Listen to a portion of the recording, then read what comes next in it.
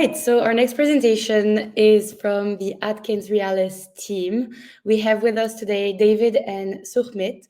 David is a senior BIM coordinator, member of the research and innovation team at AtkinsRéalis. And Sukhmit presently serves as a co-leader of the AtkinsRéalis UK Building Design Research and Innovation team. Together, they will showcase how Speckle reinforced their open collaboration by enhancing the design experience. So let's welcome them on stage.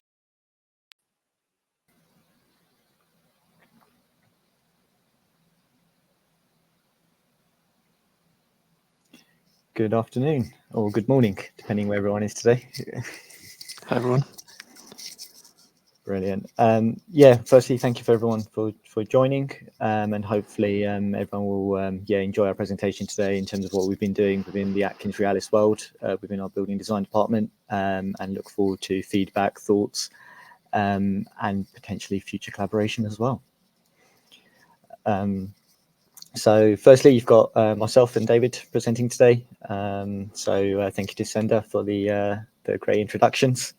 But I think from my side, I would just like to add, really looking at that continuous evolution of the design process. The changes we make today will last for an age to come, but we know we've got to keep going on the journey and keep improving as technology, data keeps enabling us to do more. And David, if you want to...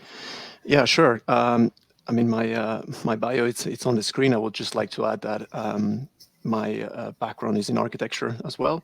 So a lot of the things that we develop, from my side at least, we always try to keep in mind the journeys of engineers and architects alike, and their struggles that they have on a daily basis. And that's how we essentially develop most of our solutions for them. Brilliant. So just to give a bit more of a background to us as a research and innovation team. So we sit within the building design department of AtkinsRéalis in the UK.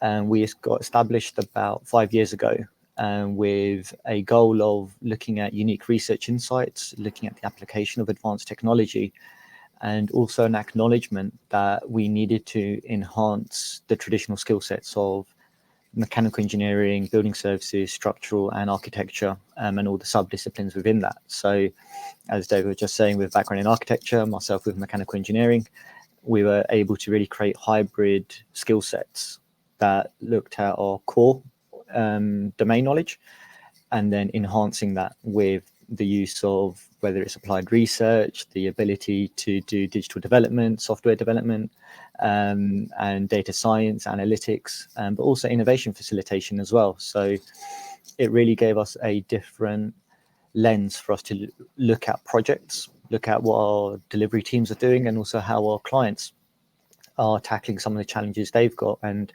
where we can look at different sectors, different industries, bring that knowledge together and try and do something different with a bit of bravery, sometimes with a bit of luck. But that's the culture we want, and we know we've got to keep pushing the boundary and show that we want to move forward, and we want to move forward at pace as well.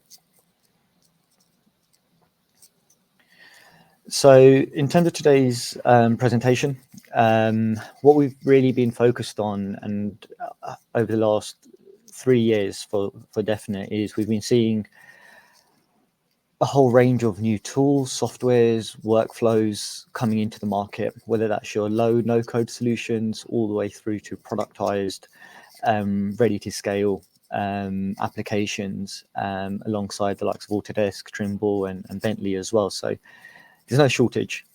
And a big element of this is also then understanding what does that actually mean for our part one architect, for our principal mechanical engineer, for our senior structural engineer. Because the goal for them is to design, develop great buildings, great architecture, great designs that respond to client briefs, client challenges, and client opportunities. And so the software, the tools, the processes is an enabler. But what we have to be careful of is not just continuously adding to that list. So jumping through, whether it's 5, 10, 15, 20 different tools in a isolated way is not efficient. It's not how we want to work. It's not good user experience. And so part of our role over the last few years has been trying to understand the designer's experience of how they used to work, how they're currently working, and potentially how we want to work in the future. We've all seen the advancements in augmented reality, virtual reality as well, but also hologram technologies coming into place, full immersion. So it's all there, it's all accessible, but we've got to make it tangible and make it beneficial for how our design teams actually want to work and how they need to work, knowing that client challenges are getting more and more difficult day by day and year on year. Another element, the way we're looking at this, is continuous improvement. We're not looking for a big bang. We're not looking for 2-3 years of development and suddenly it's a game changer. What we want to do is bring the designers on a journey with us, where we are releasing that 1% marginal improvement continuously. So over short time but also long periods of time, we can see improvements, we can see change, and it feels a lot less scary for our design teams of not having to rethink how they do their work, but essentially go along this evolution of their processes, which then comes into the element of looking beyond automation. It's not just about doing things faster, but it's about evolving our processes, involving our knowledge and skill sets to do better, to respond to clients better, and create a built environment that's ready for the next few years, but also the next 100 years as well. So what does this look like from the AtkinsRéalis building design perspective? A key element of this is delivering connectivity, and this will not be new to anyone on the call. Is we know we work in silos. Architects will put together floor plans, they'll do space adjacencies, and then at some point there'll be a data drop to the building physics team to do some analysis, or go to structures to look at loading. But what you end up here is very pieces of a puzzle that don't actually always come together when you actually need them to come together to make informed design decisions. And so part of our continuous improvement is just building up connectivity between some of those processes, between some of those design activities. And so we build tools which are focused on tasks and what teams need to deliver, but we encourage this element of continuous data access, multidisciplinary transparency, and building up a complete picture. So the end goal is very much what we call internally daisy chain.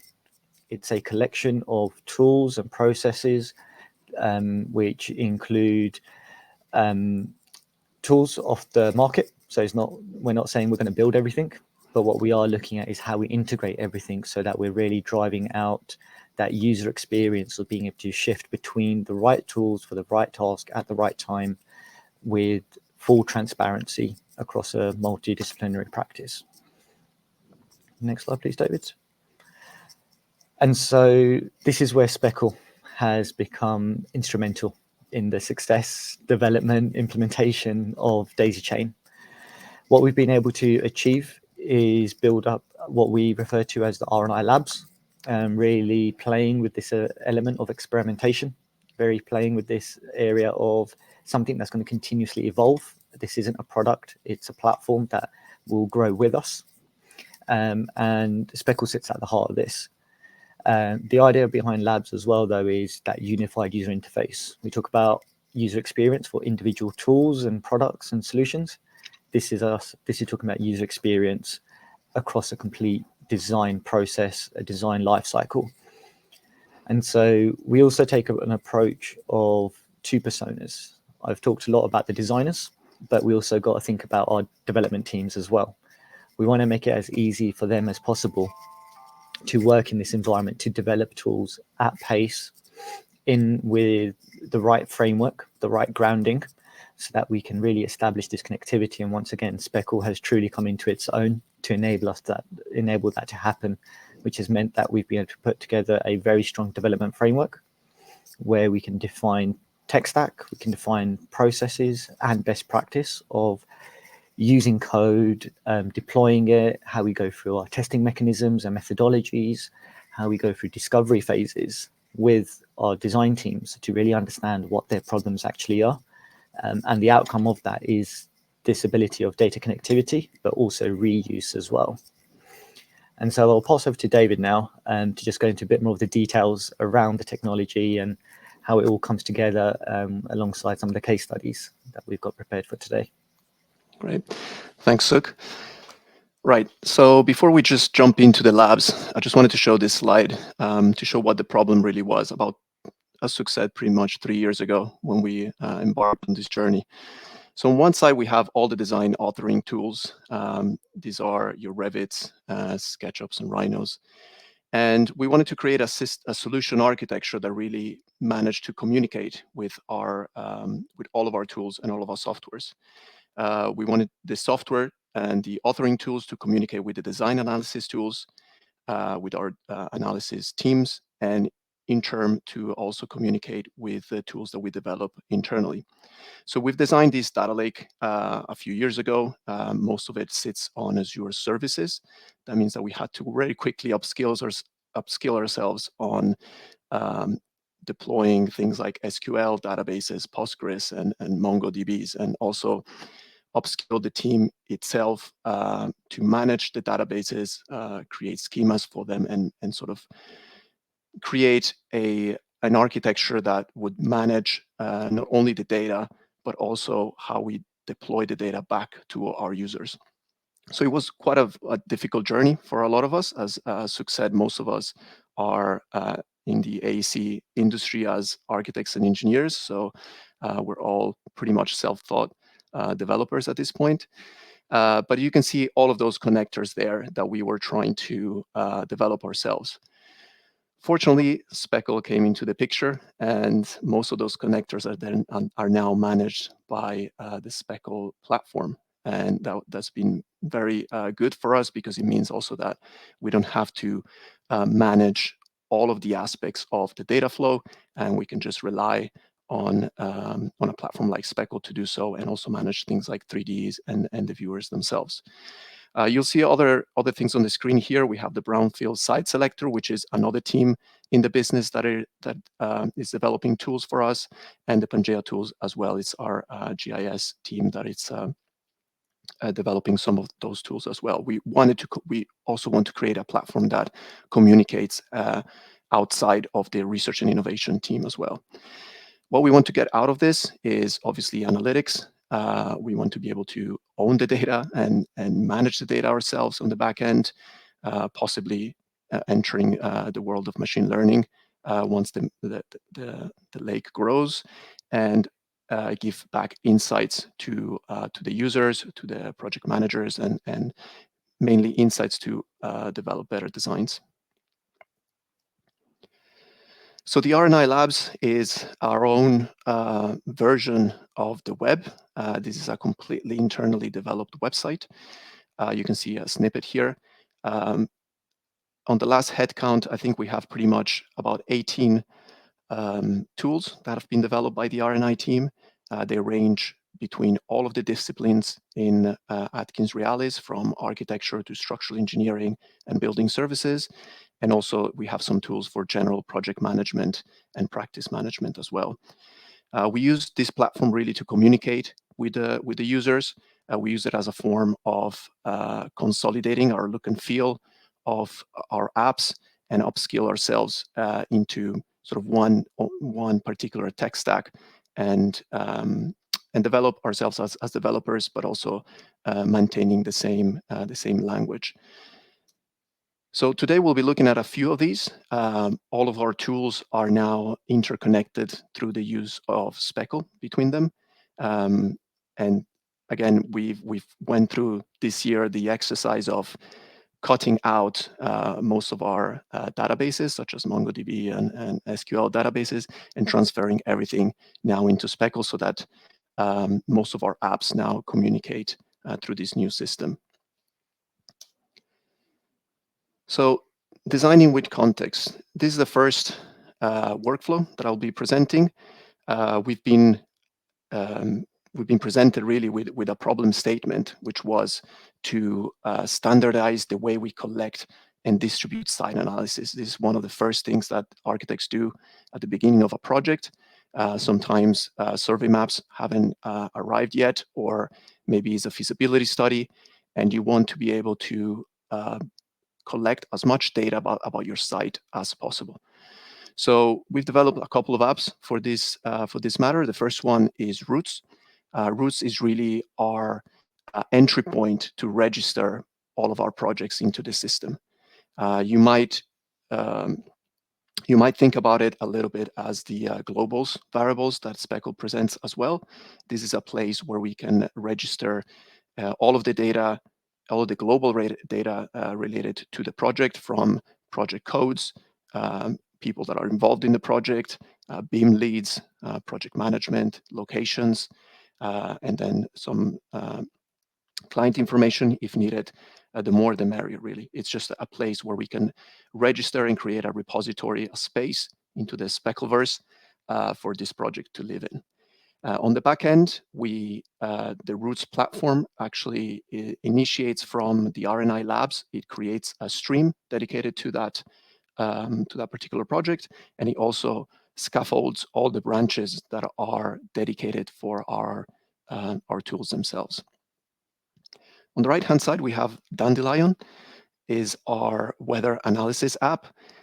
Dandelion, is really a quick way to understand where the closest weather stations are from our site and where to find EPW data for that specific site.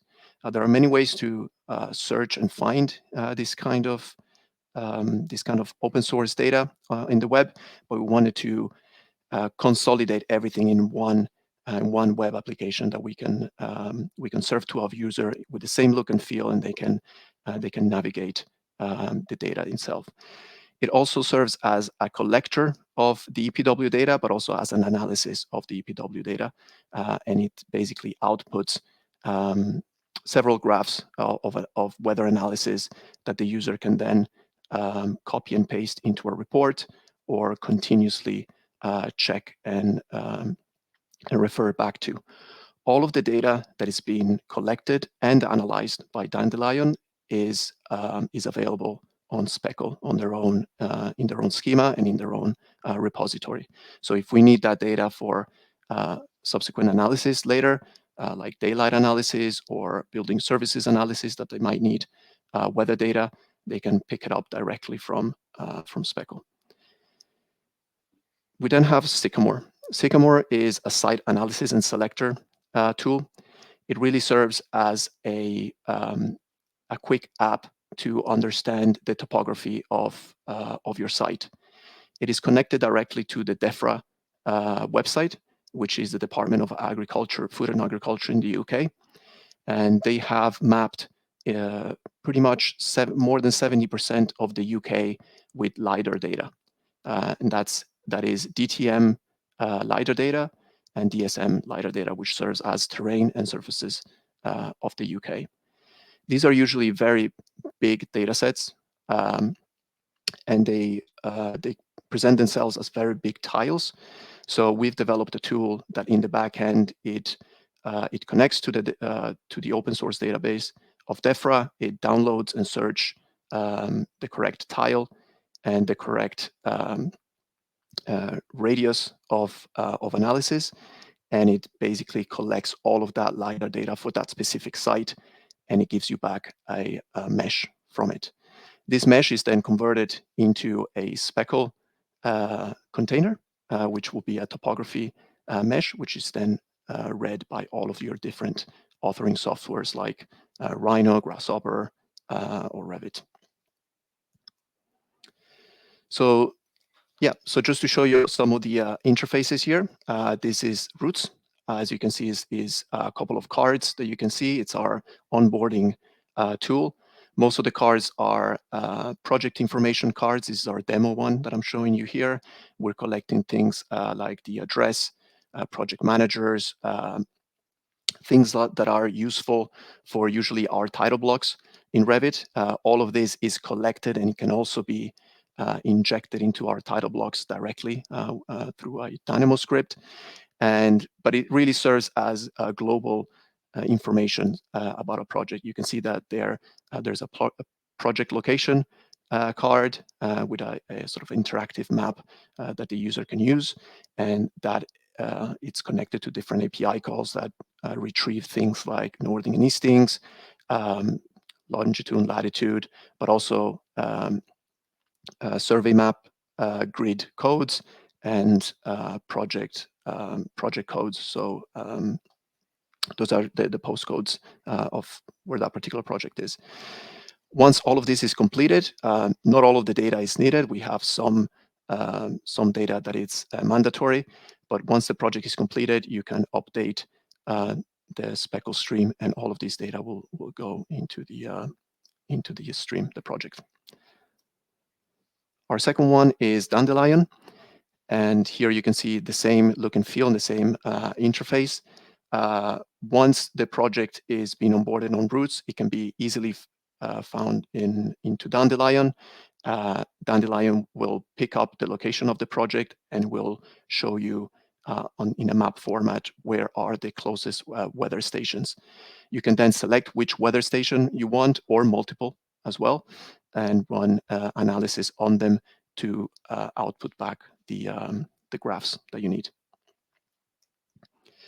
And our third one is Sycamore. Again, same look and feel for this app as well.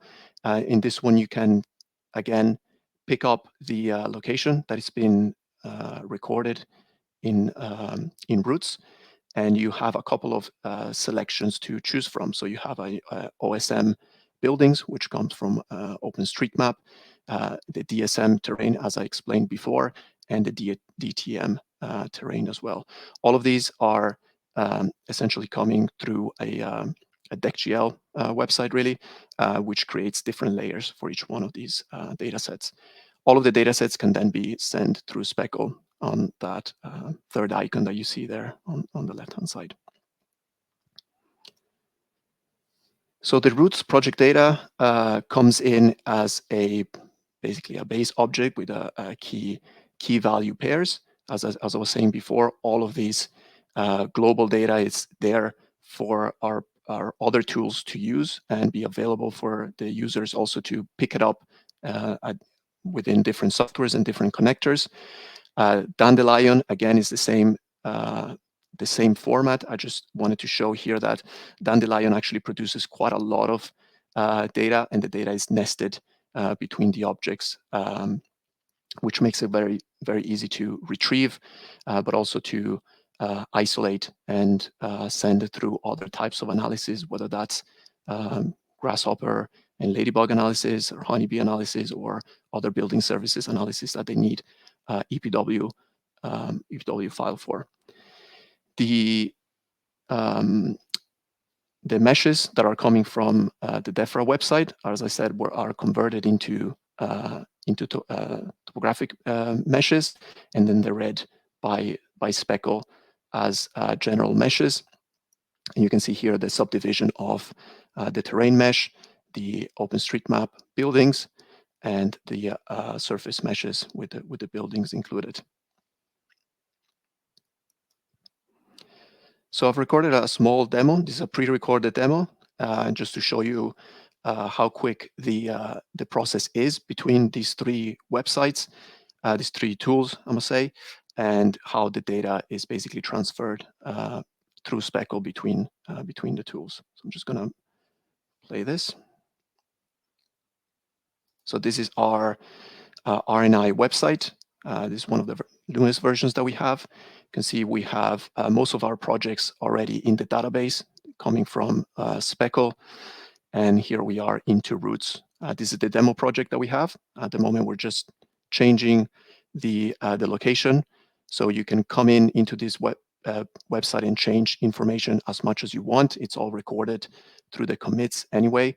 So that works really well for us. Now the location has been changed. I chose Dover just because it's a little bit more dramatic.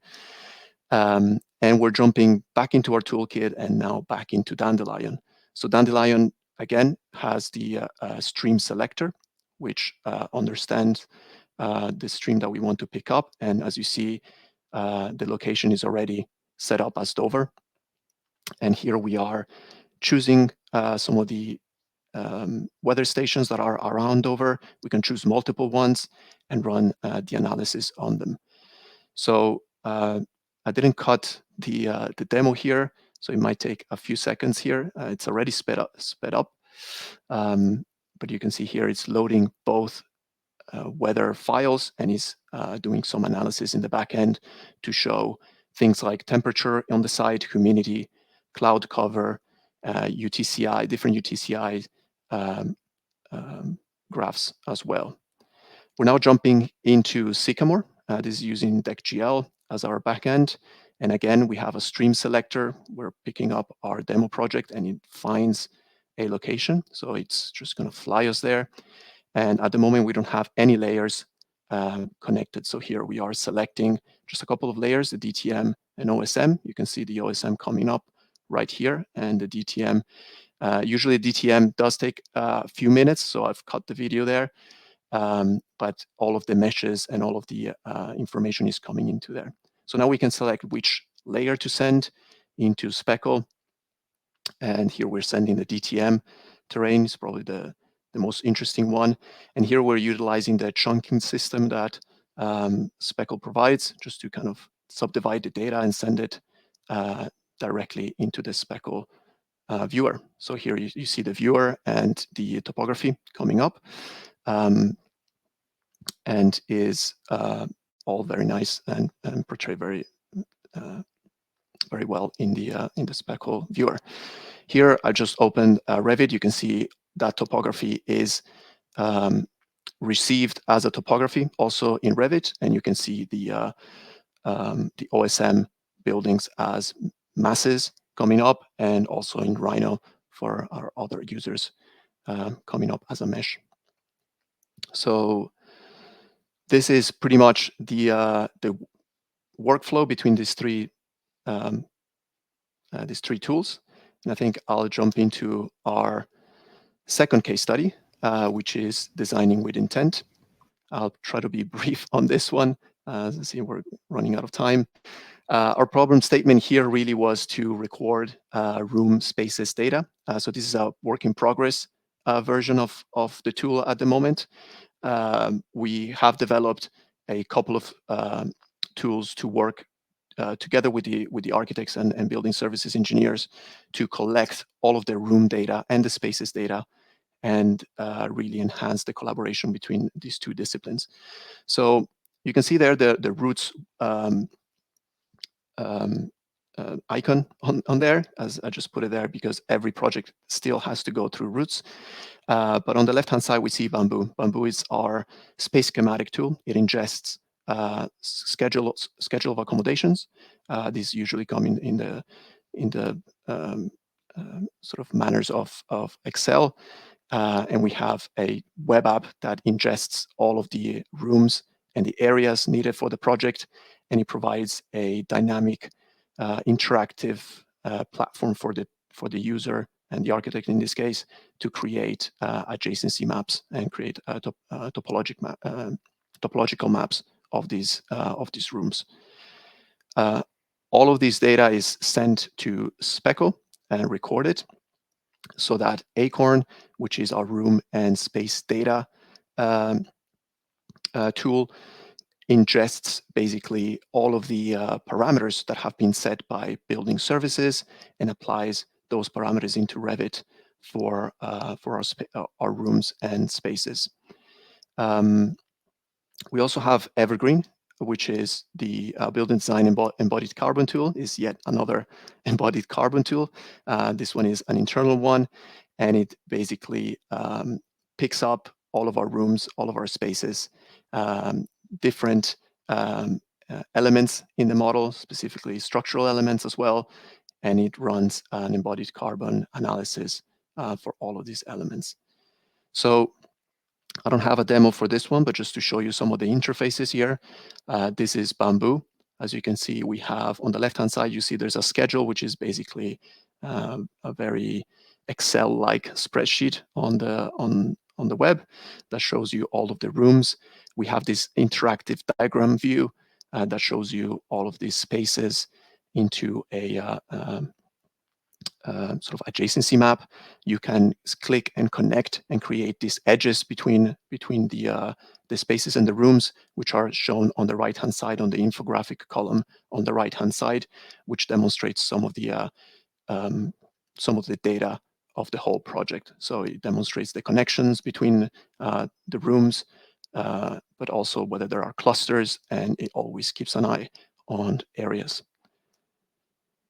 Our second tool, which is on the stack, is Acorn, and you can see here just a very crude diagram of how this would work.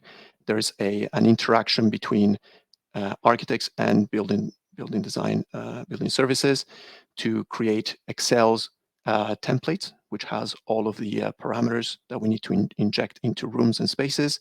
And then we're really trying to create this two-way communication between what we see in Revit and then what the building services team needs to have into Excel. So we're still working on that communication system. And thirdly, but not last, we have Evergreen, which again is a web-based analysis tools, which provides different graphs and understanding of the project within our embodied carbon, as I said before, for different spaces and rooms, but also for different elements within the project. In this case, we're working with structural elements at the moment. And I'm just going to pass it over to Sukh for the last remarks. Thanks, David. Yeah, I've been keeping an eye on the comments in the chat pane as well. Yeah, really appreciate the positive feedback. Hopefully what we've got across today is really that augmentation of how we're being proactive and reactive to what our design teams need today, what we think they may need tomorrow, and supporting that journey and that evolution. And that we were talking about earlier in today's presentation. So we're definitely seeing a step change. We're seeing a culture of wanting more task-based tools that are a lot more tangible in their approach of how they support the overall design process. I think that's something myself, David, and the rest of the team have really learnt over the last few years of going through this journey alongside our design teams, of really understanding their problem statements, their challenges, the opportunities they want to expose, and addressing those with daisy chain, with the different tools we've got developed, and also how to make that accessible in a consistent way that it doesn't feel additive, it doesn't feel like it's a complete change in their design process. So I know there's a few questions in the chat pane. I will, between myself and David, we will have a look at those shortly and then respond back. But yeah, very conscious of time as well. So I think, Sander, over to you.